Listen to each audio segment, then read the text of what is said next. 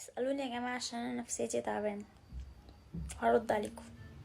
ياما وانتوا اقسم بالله وحشتوني اوي اوي اوي اوي اوي. حقكوا عليا. متبصيش السوا هيسا الدنيا هيسا كده كده.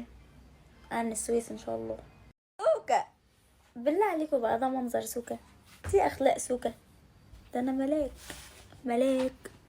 اكتر حاجة بحبها فيهم ان هما يعني لما حد بيفكر يضايقني، والله العظيم انا ما ببقاش لسه عرفت اصلا، بلاقيهم جابولي حقي تالت ومتلت ومتلت. تردحي مش اكله واحده. هو انا اكتر حاجه بحبها او اكتر حاجات بحبها في الاكل يعني اي حاجه طالعه من البحر. انا زي القطط بالظبط، بشمشم كده على اي حاجه زفره. اكتر حاجه بتحبها في شخصيتك انها ما عنديش شخصيه اصلا. اهم حاجه في الدنيا حب الناس. شايفين؟ مش عارفه اتكلم اصلا من كتر الحب اللي شفته. بس ما تفكرنيش عشان كل ما بفتكر بيجيلي صداع وبدعي على شروق واتحاسبن فيها منها لله. انا ليه غير شاشه تليفون سكرينه ب500 جنيه؟ بجد ليه يعني؟ ليه 5 ربنا يحفظهم بقى، يحفظهم ويهديهم عشان هم كلهم دماغهم تعبانه كلهم. مش عارفه بقى ماما كانت بتفحم على ايه. اقسم بالله. بصي هو انا ما اعرفش اي حاجه غير زيت خروع اللي انا اعرفه والصبار. زيت خروع بيتقل الشعر فعلا، يعني بيتقل شعر اي حد في الدنيا. حطي كتير بس هو بيلزق الشعر كده يعني بس حلو. متصالحه مع نفسك؟ انا مش فاهمه يعني ايه متصالحه مع نفسك. انا هبله والله. هو لو موجود ما اعتقدش ان انا احتاج حاجه تاني يعني في الدنيا. بس لو يا ريت اللي جرى مكان انا اعمل كده مع شروق واخليها تجيب سكرينه لموبايلها ب500 جنيه وربنا ده يجيلها السكر. كلمي يا شروق بيقولوا لك انتي تدفعي 500 جنيه في سكرينه. انتوا فاهمين شروق غلط خالص يا جماعه. هي نزيهه قوي. اكتر حاجه بتحبها في شخصيتك مش لما يبقى عندي شخصيه الاول تلاشاني عشان بتعالج.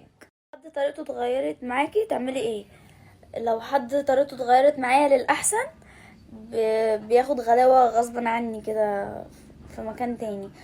لو للأوحش بلاقي نفسي سحبت على الخفيف. هو السؤال غريب اوي اقسم بالله، بس انا هرد عليكي.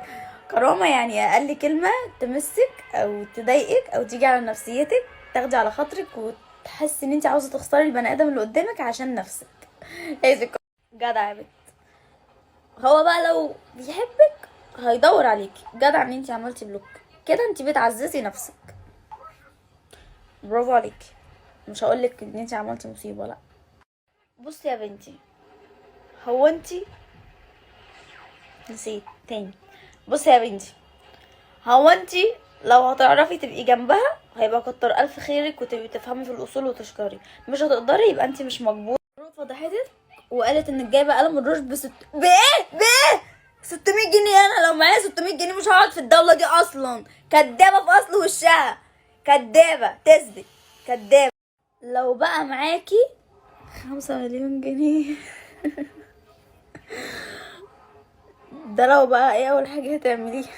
مش عارفة والله العظيم ما اعرف، بس انا جالي صداع مرة واحدة وفرحت كده. محتاجة ذكاء يعني. زي ما هو ضايقني باخد حقي. ربنا يحفظني ويخليني واحرق دمك اكتر واكتر. يا لهوي بحس براحة نفسية كده. يا لهوي مش عارفة. بعد ما ربنا ياخدها هي. لا لا لا، ربنا يخليني ويخليكي وافضل غيرانة وهتموت مني. عشان انا كنت زمان بيجي عليا مثلا وقت واقفل كل الفيديوهات على التيك توك، فلما كنت باجي ارجعهم كنت بكسل. ففي فيديوهات كسلت قوي ان انا ارجعها، بس انا بحبهم كلهم. ان شاء الله هبقى انزلهم. طيب طيب يعني خليكوا جدعين بقى. جنيه واحد من كل واحد فيكو. ياه امال ليه قلتي انك من فلسطين؟ عشان تطلعي ترند؟ عشان نطلع ترند.